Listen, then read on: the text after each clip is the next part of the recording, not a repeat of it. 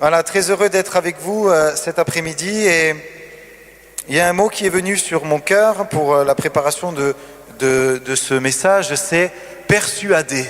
Est-ce que vous avez déjà essayé de persuader quelqu'un? Non, jamais? Si, hein. Les enfants savent faire ça, hein, et le font très bien même. Ils essayent de persuader les parents et tellement d'arguments. Hein, des fois fous les arguments. Quand vous entendez les arguments de vos enfants, vous dites, mais où est-ce qu'il va chercher ça pour essayer de me persuader? J'ai pas d'exemple qui viennent en tête tellement mes enfants essayent de me persuader souvent, mais vous parents, vous pouvez en avoir. La persuasion, la force de persuasion. Vous avez certainement appris le décès de Billy Graham. Vous avez appris ça, hein, un homme qui a vécu jusqu'à 99 ans, plus de 180 pays, on estime à plus de 2 et quelques millions de personnes qui ont été impactés par la prédication de cet homme. Et il y a sur Facebook un pasteur qui a posté qu'un jour, à l'écoute du message de Billy Graham, il n'était pas présent physiquement, mais il y avait une retransmission qui était faite, qui était faite sur un écran, et il a été touché dans son cœur. Plus de 2 millions de personnes ont été touchées par la prédication de cet homme. Et un jour, il est venu en France. Vous avez peut-être vu ça aussi sur les réseaux sociaux, hein, où il était sur France 2, je crois. Et donc, on lui dit, voilà, en 2 minutes, essayez de nous persuader. Il va dire, moi, je ne peux pas vous persuader, hein, c'est le Saint-Esprit qui va le faire. Et puis, finalement, l'auditoire était quand même captivé. Et puis, le journaliste, après ces 2 minutes, va dire, on voit là, le pouvoir de persuasion de cet homme. Mais ce n'est pas le pouvoir de persuasion de cet homme, hein, c'est celui du Saint-Esprit. Néanmoins, on voit que dans la Bible, Dieu nous appelle, à nous chrétiens, d'essayer, en tout cas de persuader. La définition de persuader, c'est amener quelqu'un à croire quelque chose. Amener quelqu'un à croire quelque chose, à en être convaincu. Et cet après-midi, le but de ce rassemblement, c'est que nous puissions être amenés à croire encore en quelqu'un, amen, plus qu'en quelque chose, plus qu'en une simple force, un divin architecte qui serait quelque part, non, en Jésus-Christ, amen. Et je crois que nous, chrétiens, nous avons besoin aussi de croire, parce que notre foi est un muscle qu'il nous faut travailler, et à croire peut-être aujourd'hui plus qu'hier, vous voulez, cet après-midi qu'on puisse travailler notre foi pour croire que Christ est vivant pour agir dans nos vies et nous laisser persuader. Voilà, je ne sais pas s'il y a un réglage qui peut se faire au niveau du son. Mais si tu peux pas, c'est pas grave. Merci en tout cas pour ton service. C'est pas évident d'être parachuté là, hein, que Dieu te bénisse, vraiment. J'aimerais lire avec vous un passage dans Actes, chapitre 26 à 28.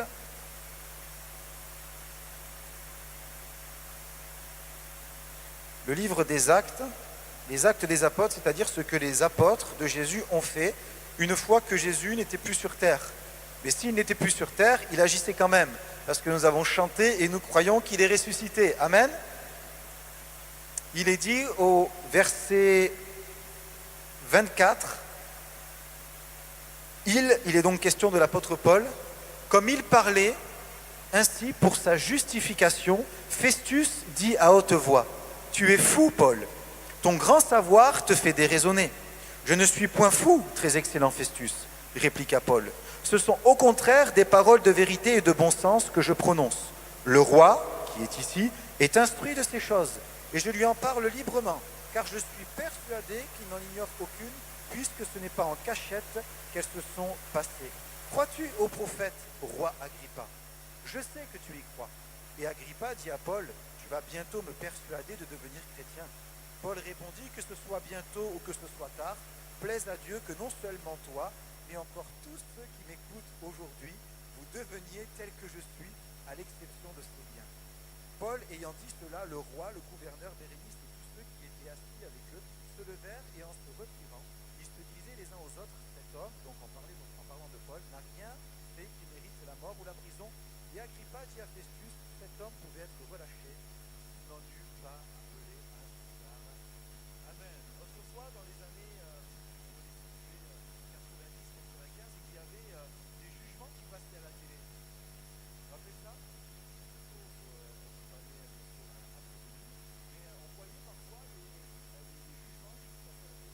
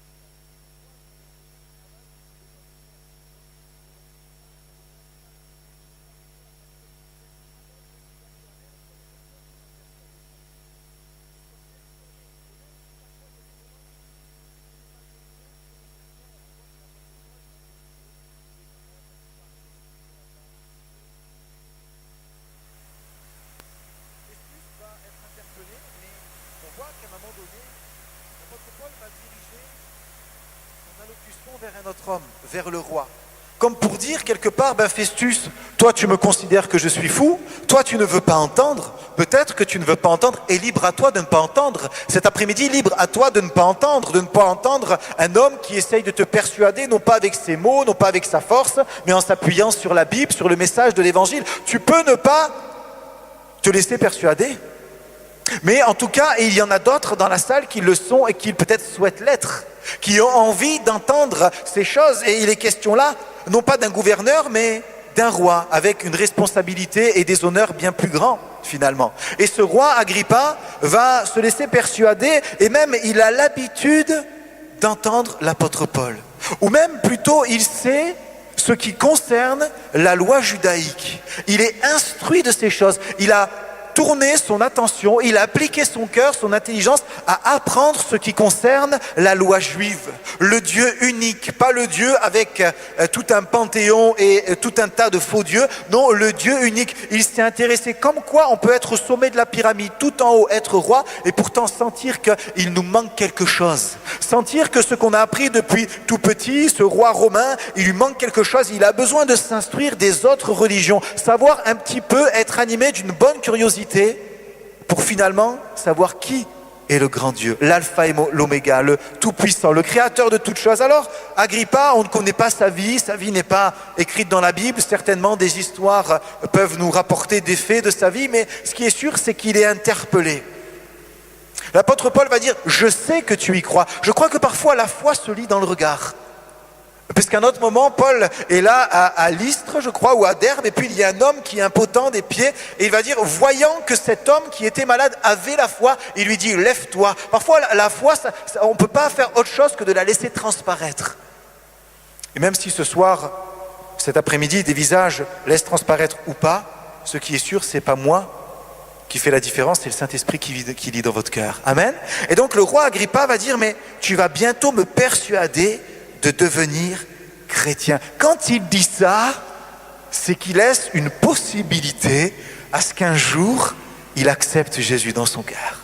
C'est que déjà, il y a une ouverture dans son cœur. C'est pas quelque chose de total, c'est pas une révélation incroyable, surprenante, se levant d'un coup, disant oui, je veux moi aussi accepter Jésus, mais tu vas bientôt me persuader. Et ce que n'avait pas compris le roi Agrippa, c'est que c'était pas qu'un homme qui pouvait persuader, mais c'est que c'était l'Esprit de Dieu qui le faisait. Et nous ne voulons pas nous laisser persuader par un homme cet après-midi, mais par Jésus lui-même. Oui, tu vas bientôt être persuadé. Et je veux le dire avec foi, je ne sais pas s'il en sera ainsi dans ta vie, mais en tout cas, je veux le croire. Je veux moi-même me laisser persuader par cette idée que toi aussi un jour tu seras persuadé. Toi aussi un jour tu deviendras chrétien. Toi aussi un jour tu passeras par ce qu'on appelle les eaux du baptême, l'engagement d'une bonne conscience envers Dieu, disant Seigneur, moi aussi je veux te suivre. Moi aussi je veux avoir quelque chose à raconter, ce que tu as fait dans ma vie.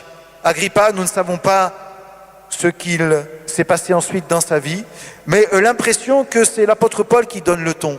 Comme quoi finalement celui qui est lié, celui qui a le moins de pouvoir dans l'auditoire, celui qui a le moins de droit de parler, parce qu'il a une autorité spirituelle, c'est lui qui donne le ton. Et on a l'impression que c'est lui qui clôt le débat finalement.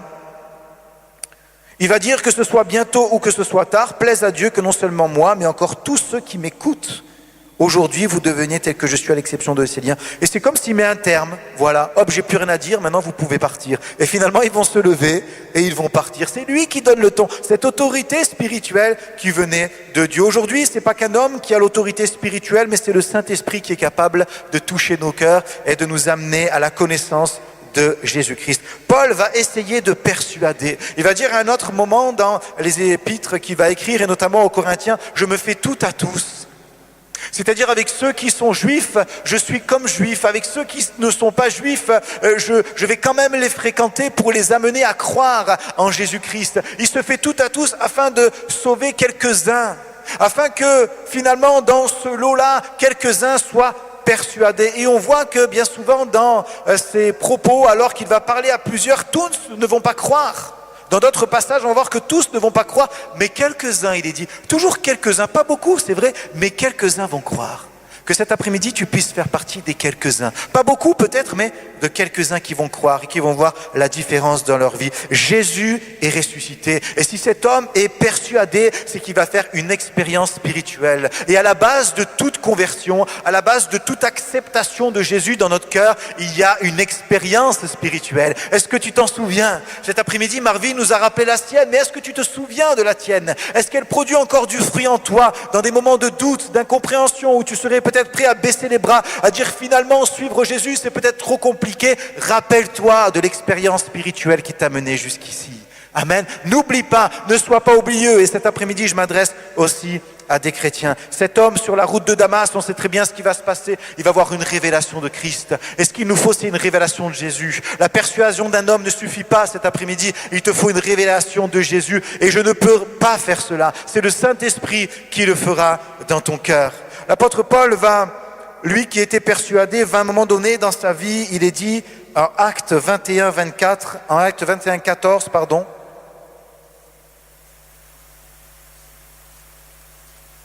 Alors qu'il avait entrepris de monter à Jérusalem, d'aller à Jérusalem, alors que c'était dangereux pour lui, mais que Dieu l'y appelait, il va quand même choisir d'y aller sous le conseil de ses amis qui vont dire surtout n'y va pas. Mais au bout d'un moment, il est dit comme il ne se laissait pas persuader, nous n'insistâmes pas et nous dîmes oui, que la volonté du Seigneur se fasse.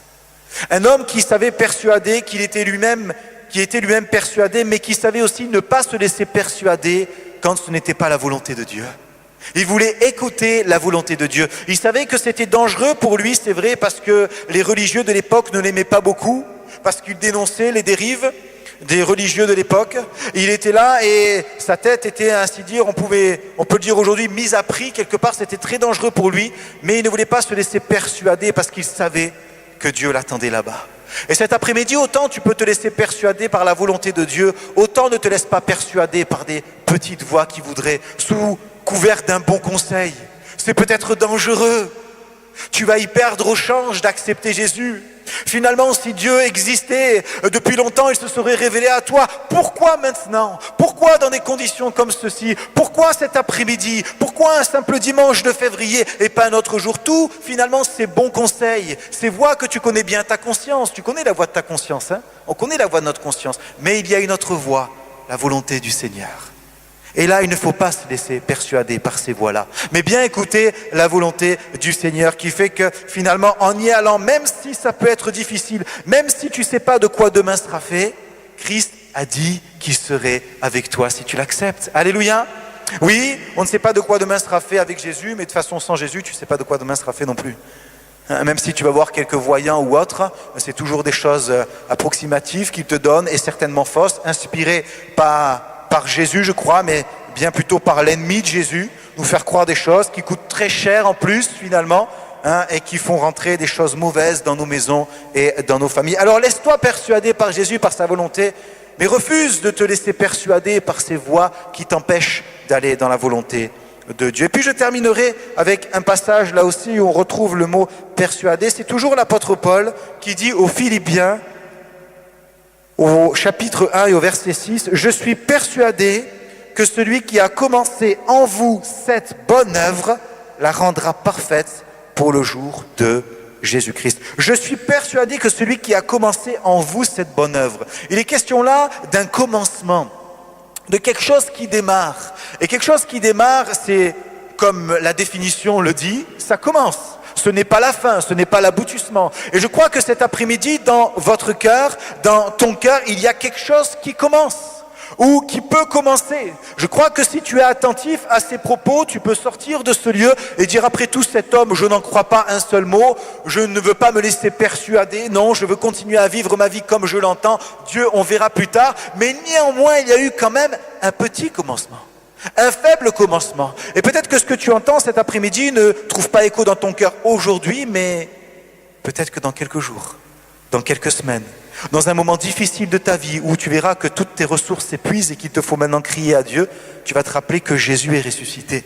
Tu vas te rappeler qu'il peut venir jusqu'à toi. Tu vas te rappeler que c'est possible de lui parler simplement avec tes mots. Et alors, c'est à ce moment-là que le commencement va continuer. Ou plutôt, va recommencer si, bien sûr, tu l'avortes cet après-midi.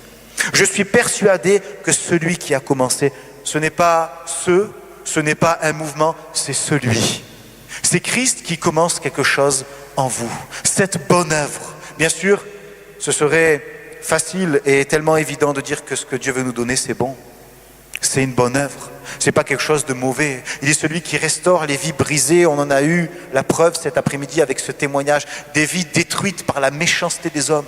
Des vies détruites par le vice des hommes. Dieu est capable de restaurer, de faire une bonne œuvre pour la mener à la perfection quand tu le rencontreras dans l'au-delà.